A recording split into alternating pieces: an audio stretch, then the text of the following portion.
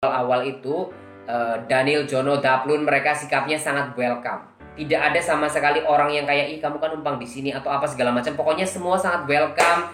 Ada makanan yang dimakan bareng. Tapi sebenarnya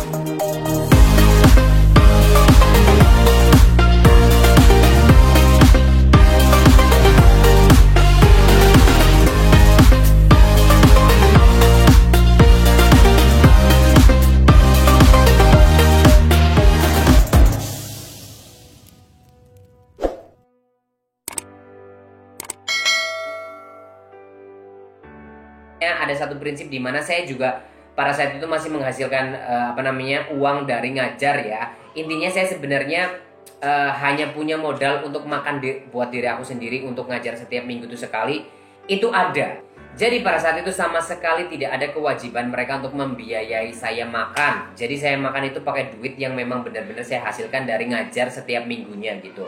Tapi memang saya sering makan di situ karena biasanya Jono kan juga suka masak ya. Jadi kalau ketika Jono masak, sis makan di sini sis makan di sini aja gitu. Jadi saya sering makan di situ, yes. Tapi itu sama sekali tidak yang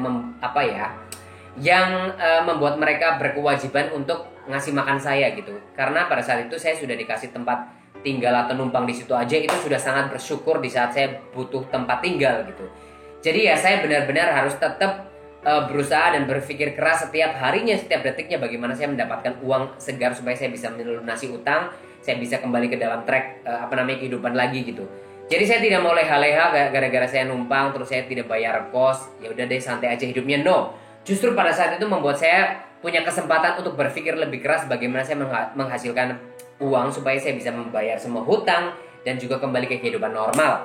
Hari-hari di kamar itu, jadi setiap hari itu rame. Meskipun yang tinggal cuman aku, Jono dan juga Daniel, tapi Blahong juga setiap malam dia datang ke situ dan kadang juga dia tidur di situ apa segala macam. Jadi memang tempat itu seperti kayak buat base camp teman-teman yang kalau misalnya habis karaokean mereka ngumpul di situ, kadang tidur berdelapan, kadang tidur bersepuluh. Pokoknya karena teman kita tuh banyak begitu. Cuman yang inti memang tidur di situ adalah saya, Jono dan Daniel setiap harinya gitu. Tapi pada saat itu kita tuh benar-benar lagi euforia terhadap Blood. Jadi kayak ada aplikasi yang saya pernah ceritakan, ada aplikasi Blood. Mereka tuh suka live segala macam. Jadi pada saat itu ya semua live, ada Blakong, ada Daniel, ada juga Jono, mereka live. Cuman aku aja yang masih belum live karena saya punya handphone satu pun pecah tapi nggak bisa buat download aplikasi itu gitu. Jadi pada saat itu aku berpikir ketika mereka pada sibuk live, oke, aku chattingan, saya mau coba-coba cek si Christian karena pada saat itu kan Christian belum blok saya ya.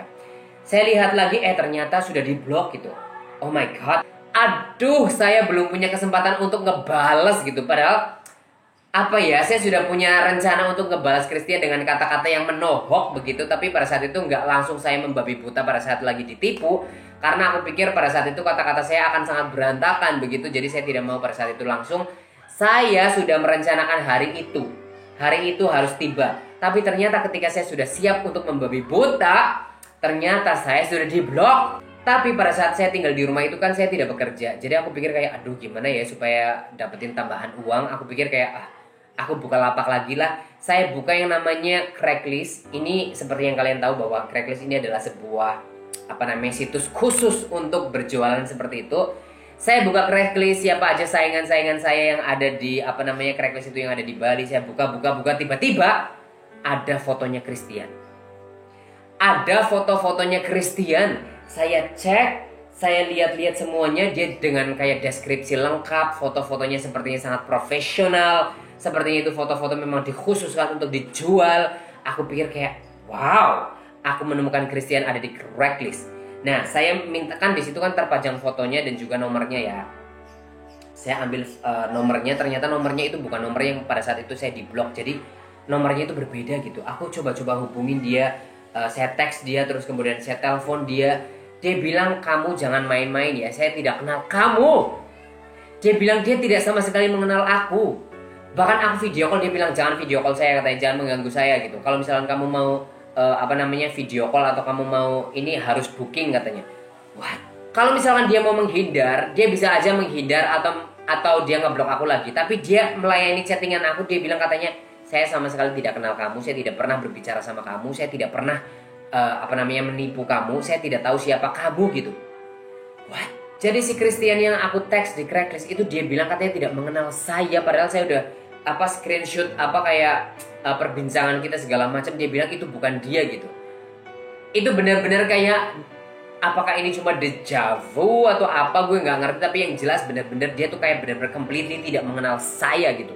Tapi pada saat itu aku langsung kayak mengambil keputusan untuk oke, stop, ini hanya akan menyakiti hatiku aja. Oke, saya sepertinya pura-pura tidak kenal dia aja, dia tidak kenal saya aja. Oke, finish. Pokoknya benar-benar finish. Tidak perlu ada kayak cerita lagi gitu. Akhirnya pada saat itu aku yang ngeblok nomornya dia yang dari Craigslist itu supaya tidak kita chatting lagi gitu. Jadi pada saat itu benar-benar cut. Aku sama Christian benar-benar cut. Aku tidak pernah ketemu dia in person secara real, manusia tidak pernah ketemu sama sekali. Dan saya sudah kemarin cukup dipermainkan, terus sekarang saya menemukan dia di Craigslist. Dia bukan seorang chef. Jadi aku pikir oke, finish, stop. Jadi jangan tanya lagi ya Cucokers, bagaimana kelanjutan hubungan saya dengan Christian, karena saya benar-benar pada saat itu sudah finish, tidak pernah memang ketemu sama orangnya. Saya anggap itu bukan manusia yang aku pikir benar-benar hanya push gitu, kayak angin lalu aja begitu. Jadi tidak ada sama sekali histori saya dengan Christian. Tapi dengan Edo, yes, karena pada saat itu kita pernah satu rumah itu kita kebar bareng pada malam minggu. Aku kebar bareng sama teman-temanku. Terus kemudian saya itu lagi pegang minum, saya lagi berdiri di berdiri di dekat bar. Tiba-tiba ini datang temennya Jono. Jadi Jono punya temen, dia kayak ke Arab-Araban begitu. Datang, dia lewat begitu aja. Padahal saya kenal dia, tapi kok kayak dia sombong banget. Kenapa ya? Aku tidak tahu. Pokoknya dia Arab lah. Maksudnya dia ke Arab-Araban gitu. Dia datang set begitu. Terus tiba-tiba ya aku minum lagi. Tiba-tiba menyusul set. Dia nyenggol perutku sama nyenggol. Pokoknya dia kan agak sedikit desak-desakan. Tiba-tiba dia ada satu orang lagi, dia lewat set.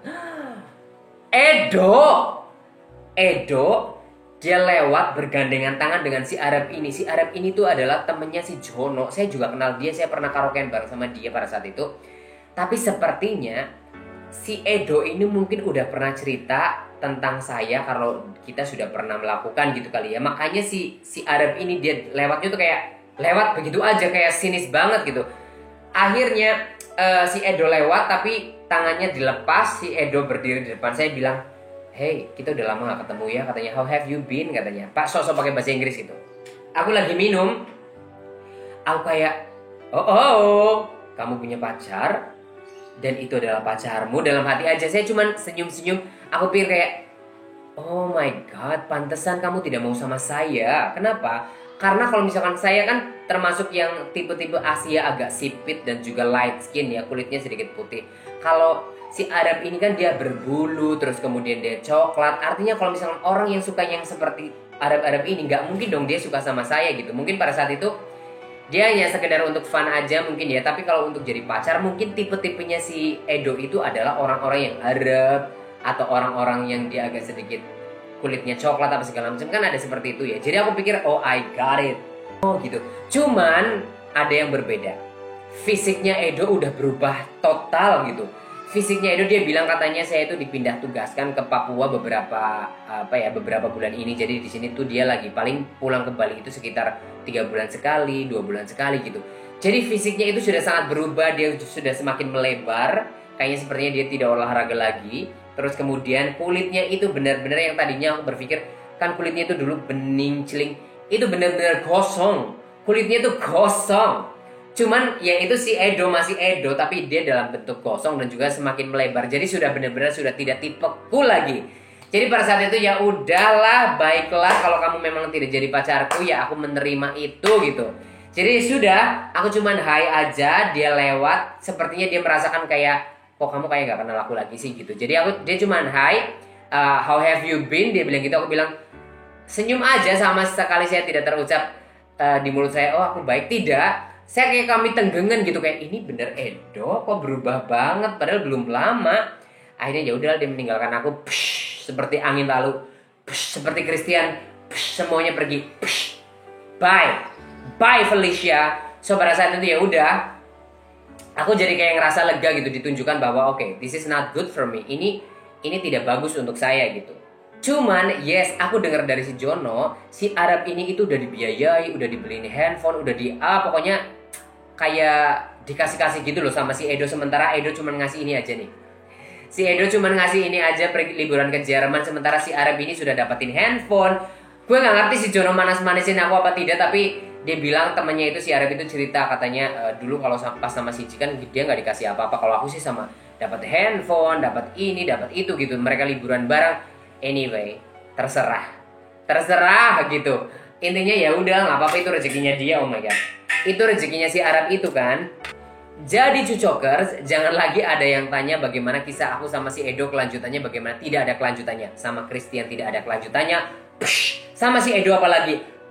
Begitu, jadi udah sama sekali tidak ada kelanjutannya. Jadi hari-hariku di rumah itu pada saat itu sangat bahagia. Aku merasa kayak wow, mereka tuh kayak keluargaku gitu. Aku diterima di rumah ini padahal aku numpang, tapi mereka tuh sepertinya semua baik-baik begitu.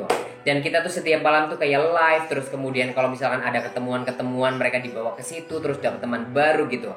Suatu hari ini si Daniel itu termasuk apa ya?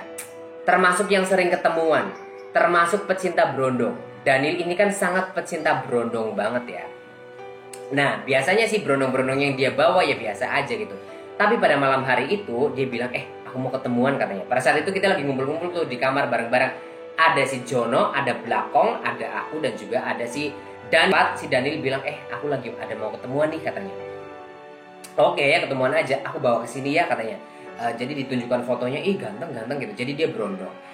Jadi pada saat itu Daniel bilang brondongnya udah ada di depan katanya. Ya udah bawa masuk aja. Akhirnya si Daniel keluar jemput si brondong itu. Dibawalah masuk ke dalam brondongnya. Itu tinggi brondong lah, pokoknya brondong apa ya?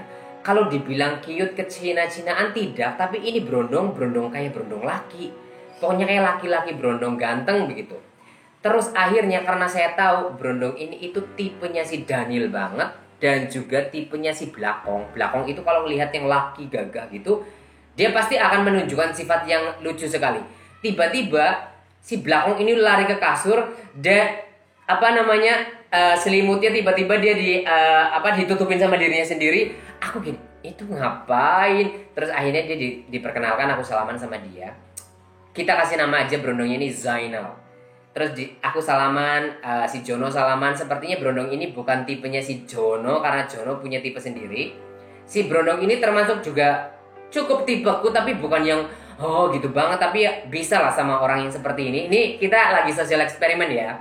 Kalau tiba-tiba ada brondong berkumis tipis, ganteng, gagah, ini si Jono sama sekali tidak akan pernah, nggak bisa sama brondong seperti ini. Kalau saya masih bisa, tapi saya tidak yang gemetar banget melihat yang ganteng seperti ini, biasa aja.